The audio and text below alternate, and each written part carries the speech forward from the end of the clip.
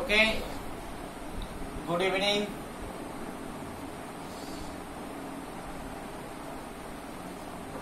তো আমরা মোটামুটি একটা নতুন ক্লাস, আমরা মোটামুটি অনেকটাই পড়া হয়ে গেছে, সেল প্রায় শেষের দিকে চলে এসেছি। তো আগের ক্লাসে আমরা গলগি বডি পড়ে ফেলেছি এবং গলগি বডি থেকে দেখেছিলাম তৈরি হয়েছিল লাইসোজোম, এবং সেই গলগি বডি থেকে আমরা ভ্যাকুয়ালকেও তৈরি করেছিলাম। ভ্যাকুয়াল একটা খুব ছোট একটা টপিক, মিনিট 20 টপিকস, একটা 3-4টা এমসিকিউ এখান থেকে আসে, সেই জায়গাটুকু আমি বলবো। তাহলে এখন আমরা একটা ছোট্ট টপিকস কভার করার চেষ্টা করব, দ্যাট ইজ আ ভ্যাকুয়াল। ঠিক আছে,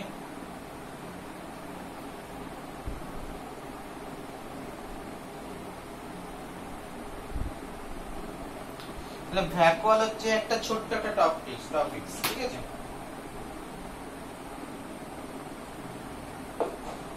তো ভ্যাকুয়াল, এই ভ্যাকুয়াল ওয়ার্ডটা এলো কোথা থেকে?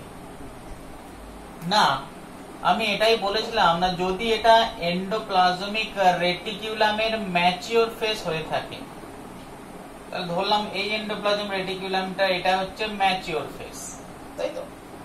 এন্ডোপ্লাজমিক রেটিকুলাম আবার ভুল বলছি, আমরা যা বললাম যে গলগি বডির দুটো ফেজ আছে, একটা পোলারিটি অর্গানিজম, যার একটা সি ফেজ আছে আর একটা এম ফেজ আছে, এটা আমরা পড়েছি।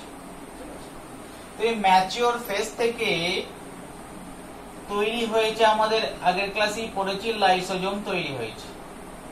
নাই ম্যাচিওর ফেজ কতগুলো স্যাক লাইক ভেসিকল তৈরি করেছে, সেই ভেসিকলের মধ্যে যদি হাইড্রোলাইটিক এনজাইম করে দেয়, তখন সেই স্ট্রাকচারটার নাম দিয়েছিলাম আমরা লাইসোজোম। এবং প্যারালাল আমি এটাও বলেছিলাম না, গলগি বডি এম ফেজে যে স্যাকটা তৈরি করেছে, সেই স্যাকের মধ্যে যদি কিছু পুরতে ভুলে যায়, এটা ভ্যাকেন্ট স্যাক যদি তৈরি করে, একটা এমটি স্যাক তৈরি করে, তাহলে কখনো কখনো গলগি বডি এমটি স্যাকও তৈরি করে ফেলে।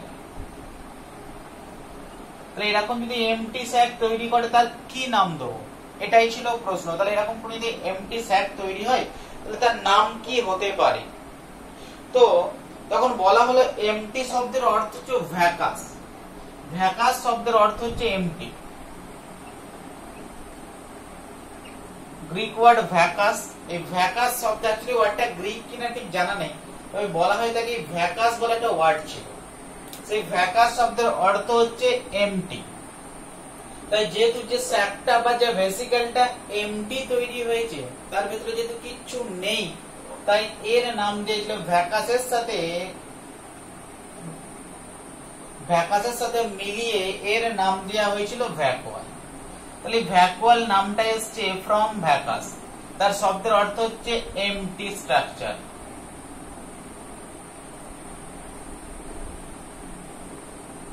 তাহলে এটা আমাদের কাছে ক্লিয়ার হয়ে গেল। তাহলে কোথা থেকে এসছে এই ভ্যাকুয়াল টার্মটা?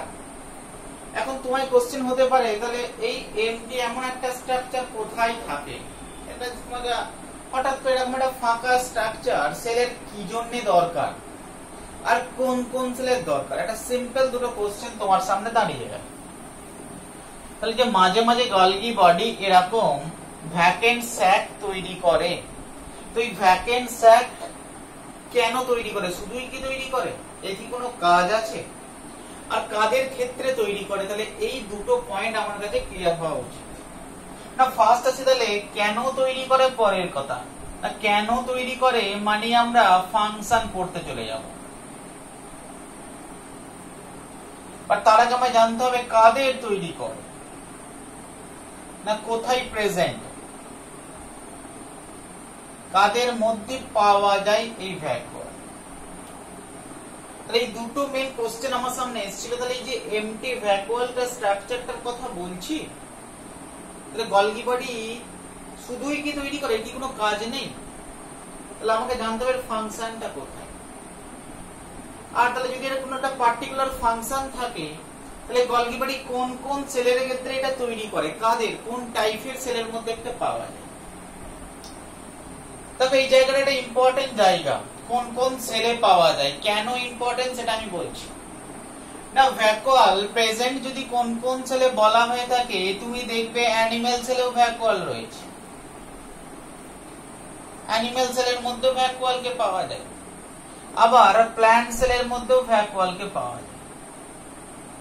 অ্যানিমেল সেলেও ভ্যাকুয়াল রয়েছে, প্ল্যান্ট সেলের মধ্যেও ভ্যাকুয়াল রয়েছে।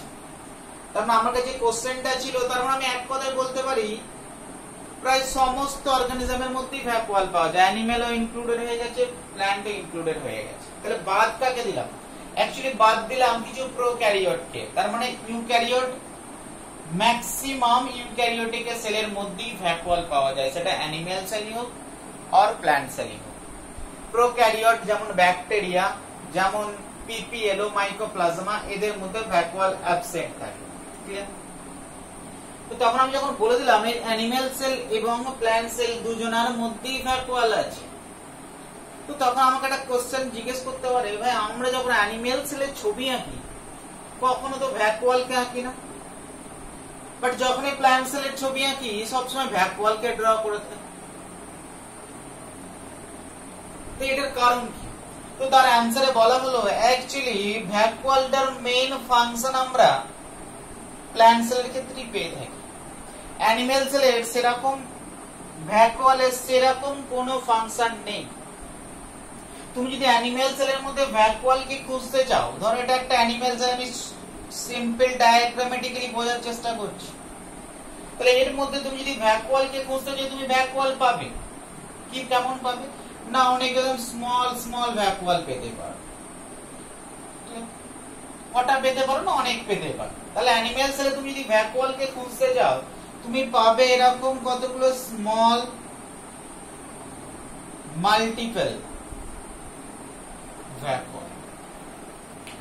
বাট আমরা এই কারণে সবসময় প্ল্যান্ট সেলের ছবি আঁকার সময় ভ্যাকুয়ালকে এঁকে থাকি। কেন এঁকে থাকি না, প্ল্যান্ট সেলের জিনিসটা একটু আলাদা। ধরো এরকম একটা তুমি প্ল্যান্ট সেলের ছবি এঁকেছো, আর তোমাকে বলা হলো প্ল্যান্ট সেলের মধ্যে ভ্যাকুয়ালকে ডিনোট করো। না ম্যাক্সিমাম টাইম যদি আমি সেন্ট্রালের নিউক্লিয়াসকে বাদ দিয়ে দিই, এটা প্ল্যান্ট সেলের নিউক্লিয়াস, তাহলে নিউক্লিয়াসকে বাদ দিয়ে প্ল্যান্ট সেলের ক্ষেত্রে এরকম মাল্টিপল ভ্যাকুয়াল কনসেপ্ট নেই, বা এরকম স্মল শেপেড ভ্যাকুয়াল নেই। প্ল্যান্ট সেলের সমস্ত ভ্যাকুয়াল গুলো একসাথে জুড়ে যায়, জুড়ে গিয়ে একটা লার্জ ভ্যাকুয়াল তৈরি করে, এবং সেটা প্রায় প্ল্যান্ট সেলের ম্যাক্সিমাম জায়গাকে কভার করে নেয়। বলে তুমি যখনই ফোকাস করবে মাইক্রোস্কোপ দিয়ে, তুমি অ্যানিমেল সেলের ভ্যাকুয়ালটাকে খুঁজে নাও পেতে পারো, বাট তুমি যখনই ফোকাস করবে একটা প্ল্যান্ট সেলকে, তুমি প্ল্যান্ট সেলের মধ্যে ভ্যাকুয়ালটাকে খুব ভালোভাবে দেখতে পাবে, অনেক বড় শেপের ভ্যাকুয়াল। তার মানে আমি এটা বুঝলাম, তো প্ল্যান্ট সেলের ক্ষেত্রে ভ্যাকুয়ালটা জেনারেলি আমরা সিঙ্গেল হিসাবে পেয়ে থাকি এবং লার্জ ভ্যাকুয়াল পেয়ে থাকি। তাই আমরা প্ল্যান্টস ভ্যাকুয়াল বললেই আমাদের মাথায় একটা জায়গা চলে আসে না, vacuole are generally present in plant cell. But মনে রাখবে ভ্যাকুয়াল অ্যানিমেল সেলেও পাওয়া যেতে পারে। একটু পরে একটা এক্সাম্পল দেবো যেটা অ্যানিমেল সেল বাট ভ্যাকুয়াল রয়েছে। তো প্ল্যান্ট সেলের মধ্যে ভ্যাকুয়াল পাওয়া যায় বলে এখানে আবার একটা ছোট্ট এমসিকিউ তুলে ফেলে। তাহলে আমি একটা ইম্পর্টেন্ট এমসিকিউ তুলছি এখানে ফর নিট, যে প্ল্যান্ট সেলের মধ্যে ভ্যাকুয়াল তো পাওয়া যায়, তাহলে সমস্ত প্ল্যান্ট সেলের ক্ষেত্রে ভ্যাকুয়াল পাওয়া যায়? সমস্ত যত প্ল্যান্ট সেল আছে ভ্যাকুয়াল পাওয়া যায়।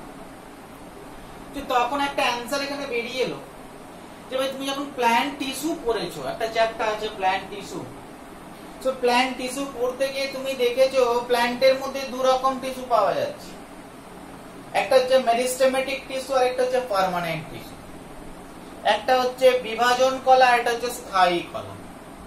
তো মেরিস্টেমেটিক টিস্যু সব সময় ডিভিশন করেই যাচ্ছে, হাইপার ফাংশন, আর স্থায়ী কলার ডিভিশন আর বন্ধ হয়ে গেছে, মোটামুটি এরা কোনো না কোনো ফাংশনের সাথে রিলেটেড। এই যে মেরিস্টেমেটিক টিস্যু গুলো সব সময় ডিভিশন হচ্ছে, তাহলে প্ল্যান্ট সেলের মধ্যে একটা টাইপের টিস্যু আছে যাকে বলা হয় প্ল্যান্ট মেরিস্টেমেটিক সেল।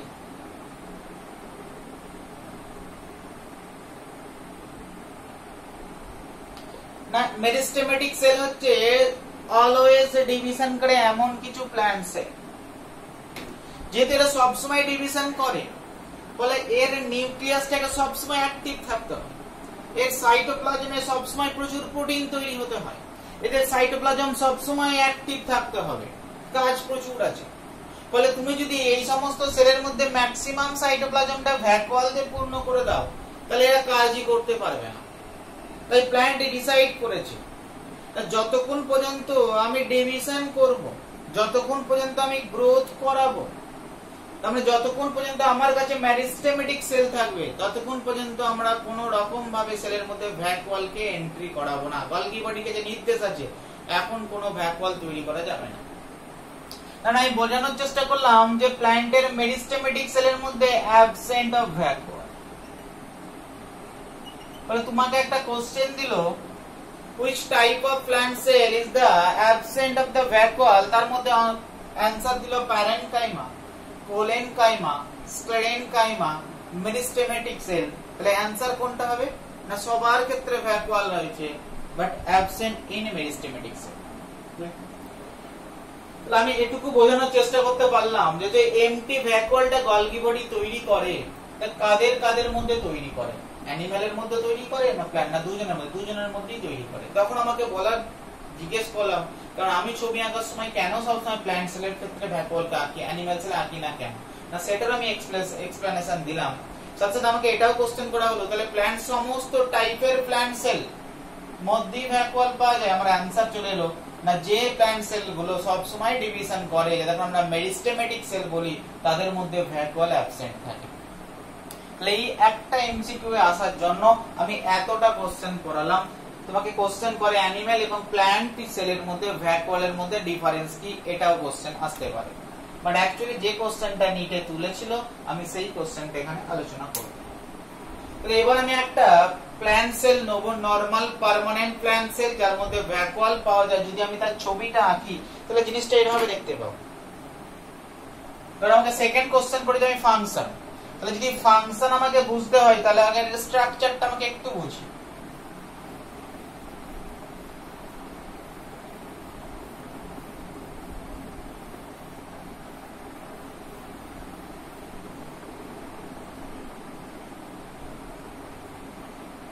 তাহলে আমি একটা প্ল্যান্ট সেলই কল্পনা করে নিই।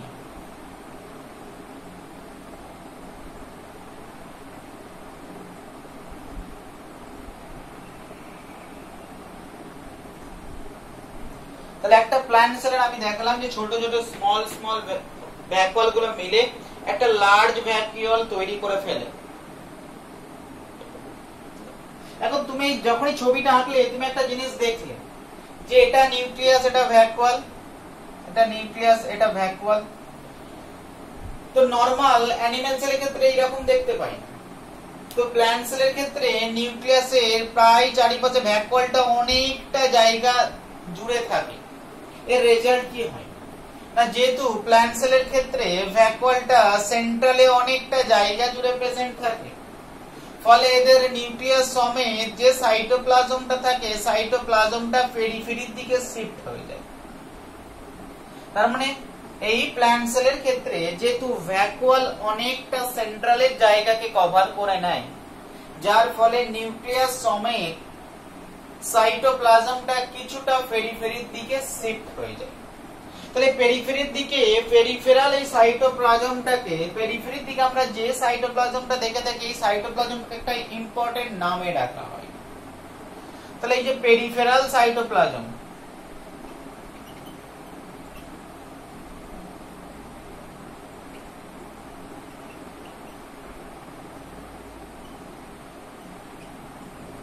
এই পেরিফেরাল দিকে যে সাইটোপ্লাজমটা দেখতে পাই, তাকে একটা ইম্পর্টেন্ট নামে আমরা ডেকে থাকি। না কি নামে ডেকে থাকি না, প্রাইমোর্ডিয়াল ইউট্রিকাল বলে একটা নামে ডেকে থাকি।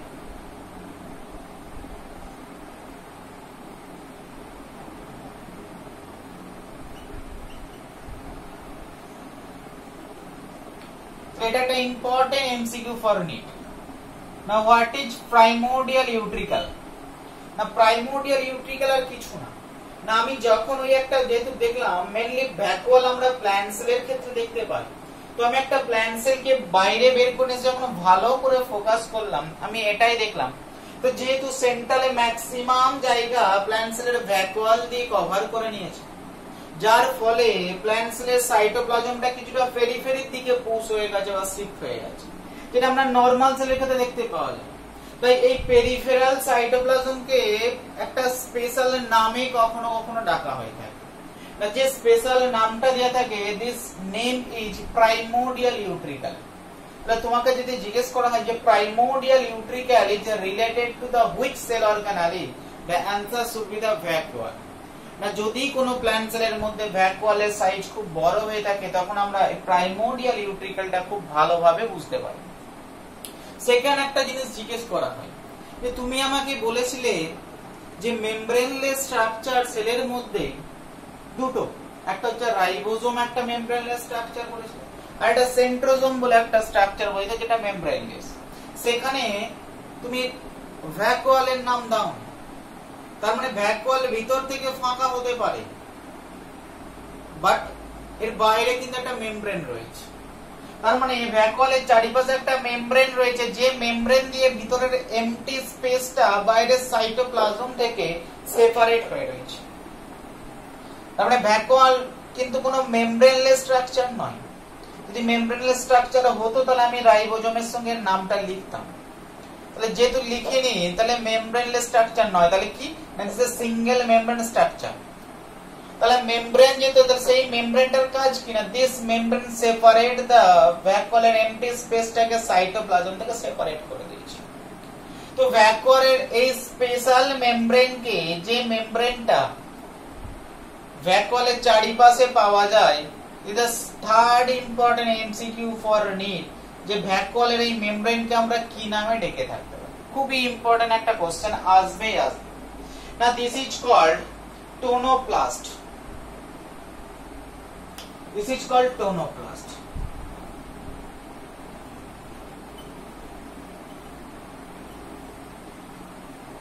That is the important. What is tonoplast? না, টোনোপ্লাস্ট আর কিছু না, ভ্যাকুয়ালের চারিপাশে আমরা যে মেমব্রেনটা পাই সেই মেমব্রেনটাকে টোনোপ্লাস্ট বলে থাকি। না, টোনোপ্লাস্ট কি করে না, ভ্যাকুয়ালের স্পেসটাকে, সেন্ট্রাল স্পেসটাকে প্ল্যান্ট সেলের সাইটোপ্লাজম থেকে সেপারেট করে রাখে। এখন অনেক জায়গায় অনেক কনফিউশন আছে এই মেমব্রেনটার নেচার নিয়ে। আমি নেচার বলতে বলেছি selectively permeable, permeable, impermeable, semi permeable.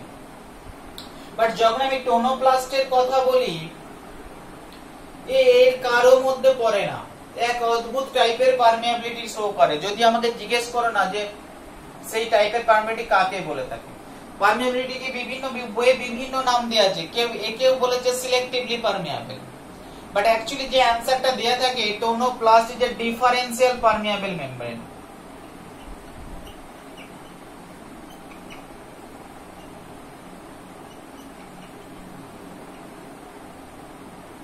What is differential permeable membrane? Differential permeable membrane মানে হচ্ছে অনেক কিছু কি ডিফারেন্ট কিছু জিনিসকে হঠাৎ করে যেতে দিল না। দেখো, পারমিয়াবল মানে সবাইকে যেতে দেয়, ইমপারমিয়াবল মানে কাউকে যেতে দেয় না, সেমি পারমিয়াবল মানে সলভেন্টকে যেতে দেয়, সলিডকে যেতে দেয় না। সিলেক্টিভলি পারমিয়াবল মানে কিছু সিলেক্টিভলি পারমিয়াবিলিটি সিলেক্টিভলি সাবস্টেন্সকে যেতে দেয়, যেটা দরকার সেলের সে যেতে পারে, যার দরকার নেই সে যেতে পারে না, সাইজ ম্যাটার করে না। বাট এই এমন একটা মেমব্রেন যে বিভিন্ন নেচার শো করে। কেমন না, এই বিভিন্ন জিনিসকে, ডিফারেন্ট জিনিসকে, যেটা দরকার নেই সেটাকেও যেমন ভেতরে এন্ট্রি করতে দেয়, যেটা দরকার আছে সেটাকেও এন্ট্রি করতে দেয়। আবার দেখা গেল এমন একটা সাবস্টেন্স যেটা এন্ট্রি কোন প্ল্যান্ট সেলের ভেতরে সেটা এন্ট্রি হয়েছে, ভ্যাকুয়াল এন্ট্রি করতে পেরেছে, আবার কোন একটা প্ল্যান্ট সেলের ক্ষেত্রে সেই জিনিসটা ভ্যাকুয়ালের মধ্যে এন্ট্রি করতে দেয়নি এই মেমব্রেনটা। তাহলে এটা ডিফারেন্ট নেচার শো করে থাকে। সেই জন্য এই মেমব্রেনটা অনেক সময় বলে থাকে ডিফারেন্সিয়াল পারমিয়াবল মেমব্রেন। বাট এইখান থেকে কোনো কোশ্চেন আসে না, কারণ এটা একটা কনফিউশন একটা পয়েন্ট, মনে না রাখলেও চলবে ডিফারেন্সিয়াল পারমিয়াবিলিটি নিয়ে। তাহলে শুধু এইটুকুই আমরা জানলাম। তাহলে এখন একটা, তাহলে এতক্ষণ তো যে কথাটা বললাম, তাহলে কি ভ্যাকুয়ালের ভেতরটা পুরোটাই ফাঁকা, এমটি? তাহলে আমরা এতক্ষণ ধরে এমটি স্পেস বলছিলাম, তাহলে ভ্যাকুয়ালের ভিতরে পুরো জায়গাটাই ফাঁকা। তো এরকম কোন স্পেস পৃথিবীতে জেনারেলি পাওয়া যায় না যেখানটায় পুরোপুরি ফাঁকা, মিনিমাম এয়ারও পর্যন্ত এর মতো থাকতে পারে। ফলে এই ভেতরটা পুরোপুরি ফাঁকা নয়, ঠিক আছে? তো ম্যাক্সিমাম টাইম দেখা গেছে এর ভ্যাকুয়ালের ভেতরটাও ফাঁকা নয়, বরঞ্চ এর ভ্যাকুয়ালের মধ্যেও কিছু ফ্লুইড অ্যাকুমুলেট হয়ে থাকে। এবং সেই ফ্লুইডে বিভিন্ন রকম সাবস্টেন্স জমা হয়ে থাকে। অ্যাকচুয়ালি সেলের কিছু এক্সট্রা জিনিসপত্র সমস্ত এই ভ্যাকুয়ালের মধ্যে গিয়ে জমা করে, বলে এই ফাঁকা জিনিসটা বেশি কোনো ফাঁকা থাকে না, এর ভিতরে কিছু অ্যামাউন্টের ফ্লুইড থাকে এবং সেই ফ্লুইডে সেলের কিছু অবশিষ্ট অতিরিক্ত জিনিসপত্র এই ফ্লুইডের মধ্যে ওরা ফেলে দেয়, ফলে এর ভেতরে একটা মিক্সচার তৈরি হয়ে যায়, একটা ফ্লুইডের মিক্সচার তৈরি হয় যাকে আমরা স্যাপ বলে থাকি। তাহলে এর ভেতরে অ্যাকচুয়ালি কি থাকে বলা হয় থাকে ফ্লুইড ফিল্ড স্যাপ। তাহলে ভ্যাকুয়ালের ভেতরে যে ফ্লুইড জিনিসটা থাকে তাকে আমরা বলে থাকি স্যাপ, ভ্যাকুয়াল স্যাপ।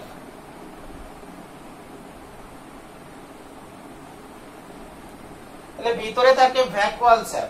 তাহলে জিজ্ঞেস করা হয় যে ভ্যাকুয়াল স্যাপের মধ্যে তাহলে কি, এই স্যাপটা কি কি জিনিস দিয়ে তৈরি, এটা ইম্পর্টেন্ট। ফোর্থ আরেকটা এমসিকিউ এখান থেকে আসতে পারে যে ভ্যাকুয়াল স্যাপটা তাহলে কি কি জিনিস এর মধ্যে পাওয়া যায়, এই ভ্যাকুয়াল স্যাপে কি কি জিনিস পাওয়া যায়। তো মনে রাখবে আমি দু তিনটে জিনিসের কথা বলছি, তার মধ্যে এক তো ওয়াটার তো থাকবেই, ওয়াটার তো থাকবেই, ওয়াটার ছাড়াও বিভিন্ন রকম আয়ন থাকতে পারে, বিভিন্ন রকম মলিকিউল মাইক্রো মলিকিউল থাকতে পারে, বিভিন্ন রকম নিউট্রিশন থাকতে পারে। বাট কোশ্চেন যেটা থেকে তোলে যের ভিতরে কি থাকে তার মধ্যে একটা ইম্পর্টেন্ট অ্যানসার হচ্ছে পিগমেন্ট। তাহলে এমসিকিউ পয়েন্ট অফ ভিউ থেকে একটা ইম্পর্টেন্ট জায়গা আমি তোমাকে তুলে দিলাম যে ভ্যাকুয়ালের মধ্যে কি থাকে, যেমন ওয়াটার থাকে, ওয়াটারের সাথে সাথে বিভিন্ন মলিকিউল থাকতে পারে, বিভিন্ন এক্সক্রিটরি প্রোডাক্ট ওর মধ্যে থাকতে পারে, বিভিন্ন নিউট্রিটিভ ভ্যালু প্রোডাক্ট ওর মধ্যে থাকতে পারে, বিভিন্ন আয়ন থাকতে পারে। বাট এই সমস্তর মধ্যে আরেকটা ইম্পর্টেন্ট জায়গা আমি বলেছি এর মধ্যে পিগমেন্ট থাকে না। কিছু কিছু প্ল্যান্টের ক্ষেত্রে এই ভ্যাকুয়াল সেলের মধ্যে এরা পিগমেন্টকে স্টোর করে রাখে। এই যে পিগমেন্টটা থাকে, এই পিগমেন্টের সবচেয়ে ইম্পর্টেন্ট একটা পিগমেন্ট থাকে, সেই পিগমেন্টের নাম হচ্ছে অ্যান্থ্রোসায়ানিন।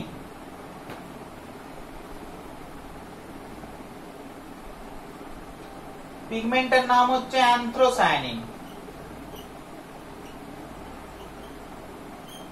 It's an important pigment, water soluble pigment.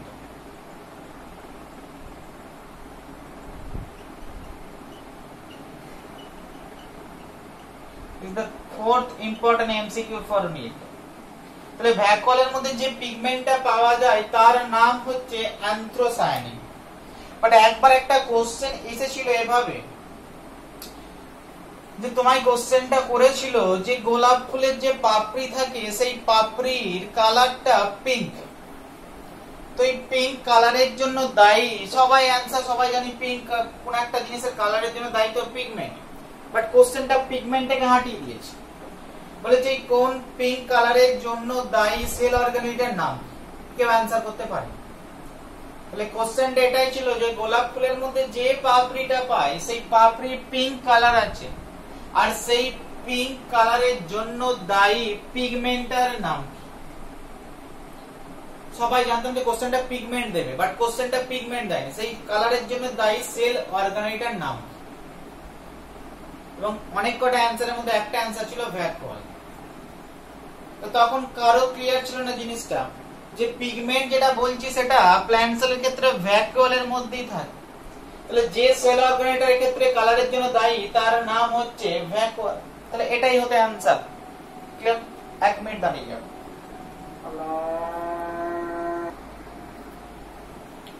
ওকে, তাহলে যে অ্যানসারটা হতো যে অ্যাকচুয়ালি গোলাপ ফুলের পাপড়ির কালার পিঙ্কের জন্য দায়ী সেল অর্গানিটার নাম কি না, অ্যানসার হতো ভ্যাকুয়াল। এখন শুধু পিঙ্ক বলে নয় বা পার্পল বলে নয়, এই অ্যান্থ্রোসায়ানিন বলে যে পিগমেন্ট আছে যেটাকে আমি লিখেছি ওয়াটার সলিউবল পিগমেন্ট, তো এই পিগমেন্টটা পিএইচ এর উপর ডিপেন্ড করে। তাহলে এটা একটা ফ্লুইড, তাহলে ভ্যাকুয়ালের মধ্যে যে স্যাপটা থাকে সেটা একটা ওয়ান টাইপ অফ ফ্লুইড। এখন ভ্যাকুয়ালের মধ্যে আরো অনেক সাবস্টেন্স অ্যাড হচ্ছে, ফলে এই ফ্লুইডটা কখনো অ্যাসিডিক হয়, কখনো অ্যালকালাইন হয়, বা কখনো নিউট্রাল হয়। তার মানে এর মধ্যে যে ফ্লুইডটা পাওয়া যাচ্ছে স্যাপের মধ্যে, এই স্যাপের পিএইচ, তার মানে এই অ্যান্থ্রোসায়ানিন বলে পিগমেন্টটা বিভিন্ন পিএইচ এর সম্মুখীন হয়। তাহলে হতে পারে এই স্যাপের পিএইচ অ্যাসিডিক, হতে পারে এই ভ্যাকুয়ালের মধ্যে যে ফ্লুইডটা রয়েছে তার মধ্যে এমন কিছু কেমিক্যাল গিয়ে অ্যাড হয়েছে যাতে পিএইচটা অ্যাসিডিক না হয়ে গেছে বেসিক, অথবা হতে পারে এর মধ্যে এমন কোনো কেমিক্যাল যোগ হয়নি যার জন্য এর ভেতরের পিএইচটা অ্যাসিডিক বা বেসিক হয়, বলে নরমাল যেটা হয়ে থাকে নিউট্রাল। বলে পিএইচটা ভেরিয়েট হতে পারে, অ্যাসিডিকও হতে পারে, বেসিকও হতে পারে, নিউট্রালও হতে পারে। বাট প্যারালাল এর মধ্যে রয়েছে কিন্তু pigment, water soluble pigment anthocyanin. But এই অ্যান্থ্রোসায়ানিন বলে যে পিগমেন্টটা আছে সেই পিগমেন্টটা পিএইচ চেঞ্জের সাথে সাথে নিজের কালারকেও চেঞ্জ করে নিতে পারে না। যদি এর পিএইচ অ্যাসিডিক হয় তাহলে ও জেনারেলি রেড কালারকে শো করে থাকে, না যদি এর পিএইচ বেসিক হয় তাহলে ও জেনারেলি ব্লু কালারকে শো করে থাকে। যদি এর পিএইচ নিউট্রাল হয় তাহলে ও যেহেতু ভায়োলেট কালারকে শো করে থাকে বা পার্পল। তাহলে দেখো একটাই পিগমেন্ট, বাট সেই পিগমেন্টটা পিএইচ চেঞ্জের সাথে সাথে বিভিন্ন কালার হয়ে যেতে পারে। বলে আগে যে সব সময় যে এটাই ধরে রাখতাম যে গোলাপ ফুল সবসময় রেড কালারে হয়, বাট হয় না, কখনো কখনো পার্পল পাই, কখনো কখনো ভায়োলেট পাই, এখন তো আর হোয়াইট কালারেরও পাওয়া যেতে পারে গোলাপ। তাহলে অ্যাকচুয়ালি এর মধ্যে যে পিগমেন্টটা জমা হয়, ওয়াটার সলিউবল পিগমেন্টটা, অনেক রকম পিগমেন্ট, সবচেয়ে কমন পিগমেন্টের নামই আমি এখানে তুলে দিয়েছি অ্যান্থ্রোসায়ানিন, যেটা কোশ্চেন আসে। তো এই পিগমেন্টটার সলিবিলিটি যেমন ওয়াটার, বাট এর পিএইচ এর চেঞ্জের সাথে সাথে কালারটাও চেঞ্জ করে নিতে পারে।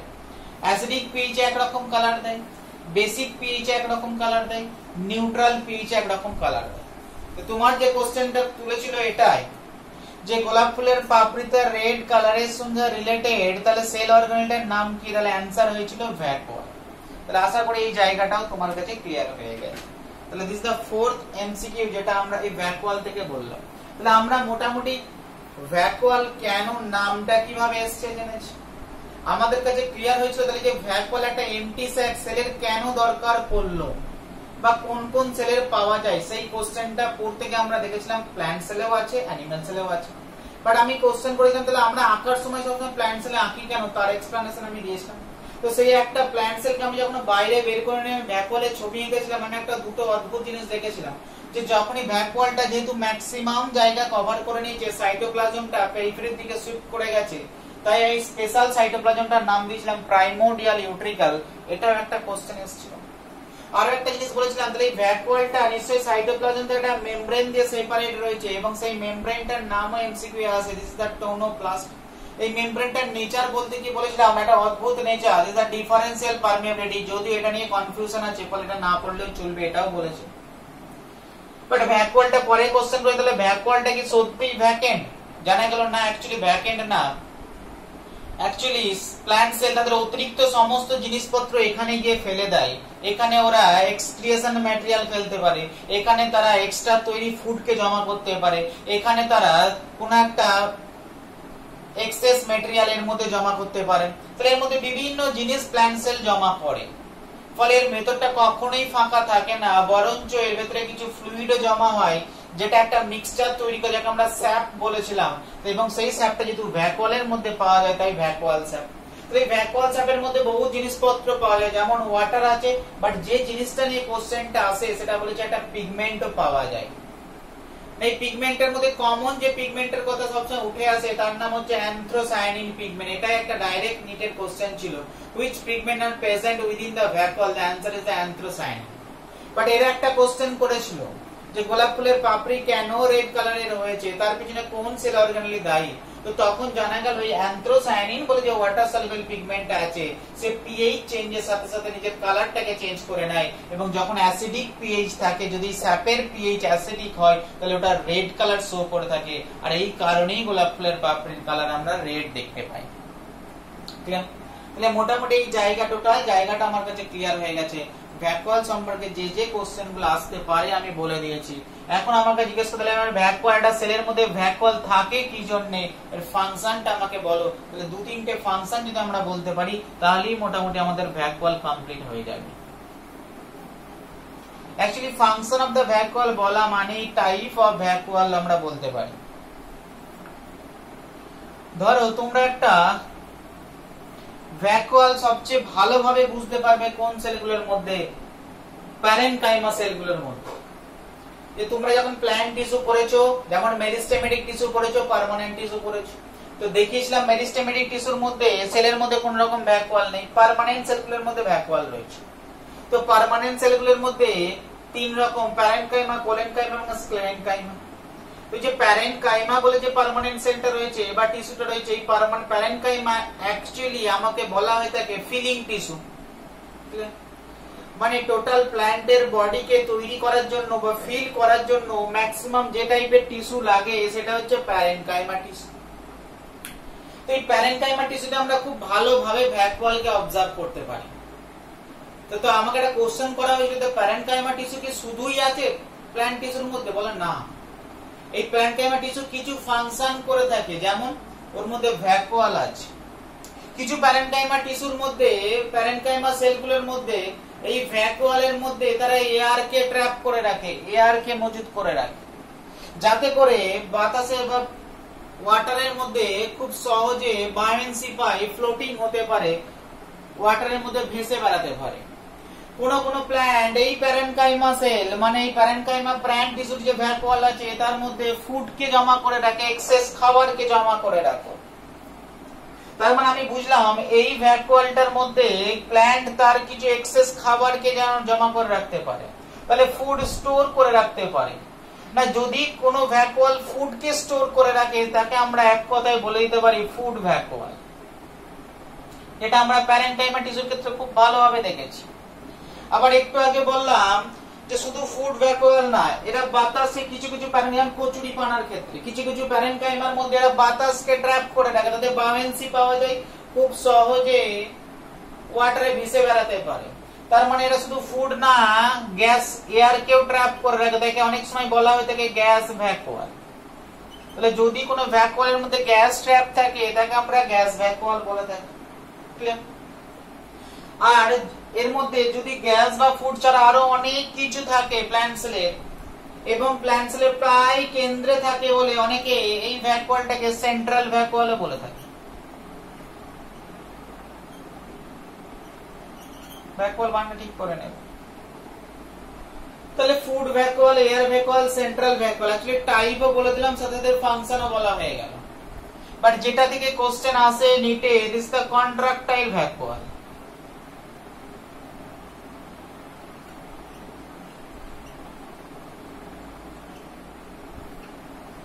তাহলে ভ্যাকুয়াল বিভিন্ন টাইপ হয়ে থাকে, এবং টাইপে বলতে গিয়ে তুমি ওদের ফাংশনটাও বুঝে গেছো না। আমরা দেখলাম ভ্যাকুয়াল ফুড ভ্যাকুয়াল হয়।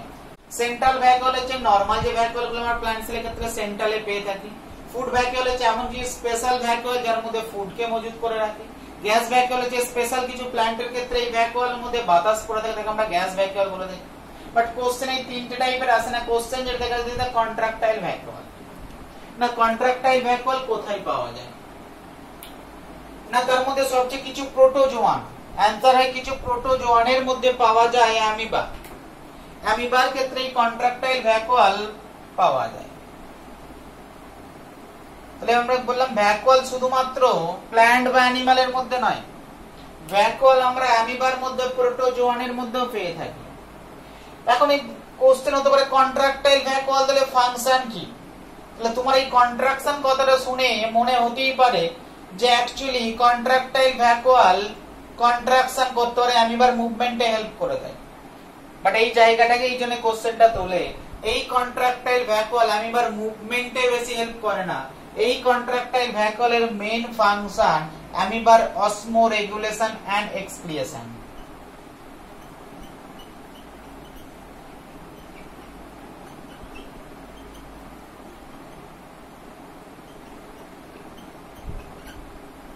অ্যামিবার রেচন এবং অ্যামিবার অসমো রেগুলেশন করার জন্য এই কন্ট্রাক্টাইল ভ্যাকুয়াল খুবই ইম্পর্টেন্ট কাজ করে থাকে।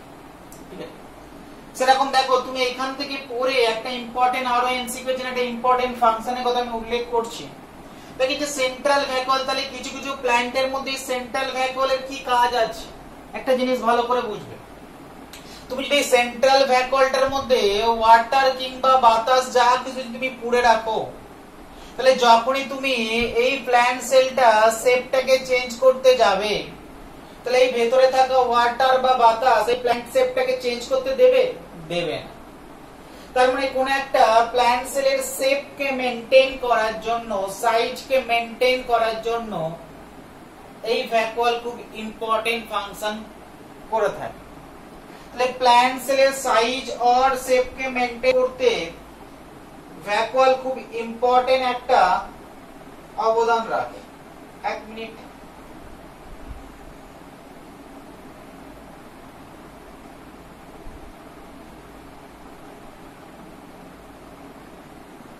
তাহলে আমি কি বললাম না, সেন্ট্রাল ভ্যাকুয়াল অনেক সময় অ্যাকচুয়ালি প্ল্যান্ট সেলের শেপকে এবং সাইজকে মেইনটেইন করতে হেল্প করে থাকে।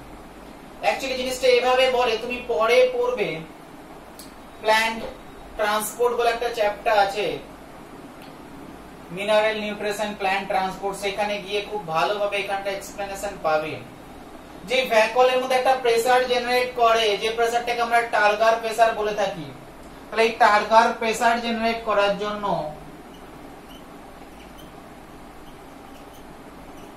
ভ্যাকুয়াল ইম্পর্টেন্ট একটা স্ট্রাকচার।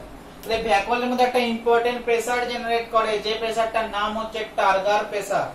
আর এই প্রেসারটাই এই প্ল্যান্ট সেলের শেপ এবং সাইজকে মেইনটেইন করতে হেল্প করে। তাহলে সেটাও একটা ভ্যাকুয়ালের ফাংশন। তাহলে দেখো, which one is the function of vacuole বললো, তোমাকে কোশ্চেন দিল কোনটা ভ্যাকুয়ালের ফাংশন, তার মধ্যে একটা দিল টার্গার প্রেসারকে মেইনটেইন, সেকেন্ড অপশন দিল এক্সক্রিয়েশন, থার্ড অপশন দিল অসমো রেগুলেশন, ফোর্থ অপশন দিল অল অফ দিস। তুমি ভাববে আমার এক্সক্রিয়েশন অসমো রেগুলেশন কি আর ভ্যাকুয়ালের ফাংশন হতে পারে? তুমি ভাববে টার্গার প্রেসারটাই রাইট অ্যানসার, বাট দেখো অসমো রেগুলেশন, এক্সক্রিয়েশন আমি সেটা অ্যামিবার ক্ষেত্রে দেখেছি ভ্যাকুয়ালের ফাংশন, কন্ট্রাকটাইল ভ্যাকুয়ালের ফাংশন। তাহলে অ্যানসার হবে অল অফ দিস। তাহলে এই কয়েকটা জায়গা এমসিকিউ এর জন্য ইম্পর্টেন্ট আমি বলে দিলাম ভ্যাকুয়ালের ফাংশন থেকে। এক, টার্গার প্রেসারকে জেনারেট করার জন্য ভ্যাকুয়াল ইম্পর্টেন্ট ফাংশন করে, অ্যাকচুয়ালি প্ল্যান্ট শেপ সাইজকে মেইনটেইন করার জন্য। এবং দেখলাম কন্ট্রাকটাইল ভ্যাকুয়াল অ্যানিমেলস, অ্যামিবার ক্ষেত্রে অসমো রেগুলেশন এবং এক্সক্রিয়েশনে খুব ভালো এই জিনিস হেল্প করে থাকে। অ্যামিবার এক্সট্রা পরে তোমরা জানবে, যখন এক্সক্রিয়েশন চ্যাপ্টারটা পড়বে তখন তোমাকে একটু এখানটাই বলা হবে যে কিভাবে অ্যামিবার অসমো রেগুলেশনে বা এক্সক্রিয়েশনে ভ্যাকুয়াল হেল্প করে থাকে। বাট এখন আমরা এই পর্যন্তই জানবো। আশা করছি ভ্যাকুয়াল থেকে এই কয়েকটা এমসিকিউ, যে 6-7টা এমসিকিউ আমি বললাম, তার বাইরে জেনারেলি কোনো এমসিকিউ আসে না। তাহলে এই 6-7টা এমসিকিউ তোমরা আপাতত পড়ে যাবে। ভ্যাকুয়াল থেকে জেনারেলি ক্লাস 11এও কোনো বড় কোশ্চেন আসে না। তোমার কোশ্চেন আসতে পারে প্রাইমোডিয়াল ইউট্রিকাল কাকে বলে, তোমার কোশ্চেন আসতে পারে 1 নম্বরের টোনোপ্লাস্ট কি, তোমার কোশ্চেন আসতে পারে what is the function of the vacuole, একটা ভ্যাকুয়ালের ফাংশন কি, তোমার কাছে কোশ্চেন আসতে পারে ভ্যাকুয়ালের মধ্যে কি পিগমেন্ট পাওয়া যেতে পারে। এই কয়েকটা কোশ্চেন তোমার কাছে ভ্যাকুয়াল থেকে ক্লাস 11 এর 1 নম্বরের জন্য আসে জেনারেলি।